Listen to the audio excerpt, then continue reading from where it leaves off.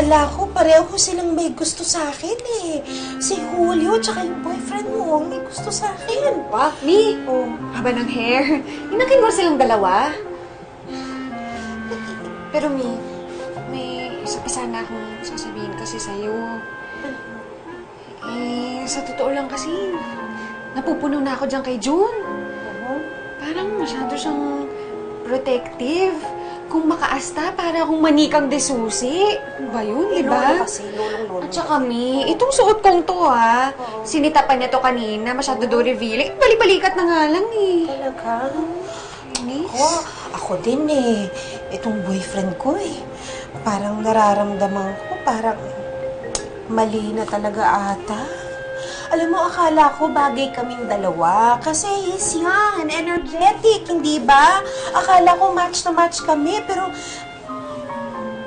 parang hindi ko kayang sabihin eh, dahil puro poke mo nang alam gawin eh. At saka puro picture na picture sa pagkain, kung ano-ano, Justin Bieber, naku, kung ano-ano.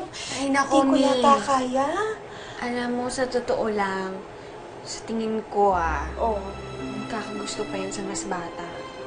Oh. Tingnan mo nga, di makatiis tingin-tingin lang sa akin, Wow. Lakas.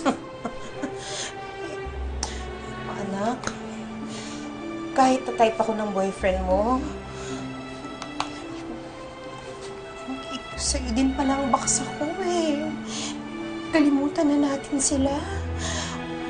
Talagang nagpapasalamat ako dahil nandiyan ka pa din. Tayong dalawa pa din. Ako din, Mi. Ikaw talagang true love ko. Ikaw din sa akin, anak. Una ko, ano na? Babalik tayo doon? Kausapin natin sila? Ay, hindi. Hindi na tayo babalik doon. Doon tayo sa kabilang bar uminom. Oh, tatawid lang tayo na kali. Meron doon, nakita ko. Ay, alam ko yun! Oo, madalas kami doon ng office mates kapag katapos ng shift. Talaga? Oo. Sige, maraming cute doon. Hindi na. Ay, oh, sige. Sige na. Halika na. Isa ka. Iwan na natin yung isang lolo mo. Kaya ko ng isang kahon, ako lang. Ako naman po, minsan lang ako uminom nito. Talaga?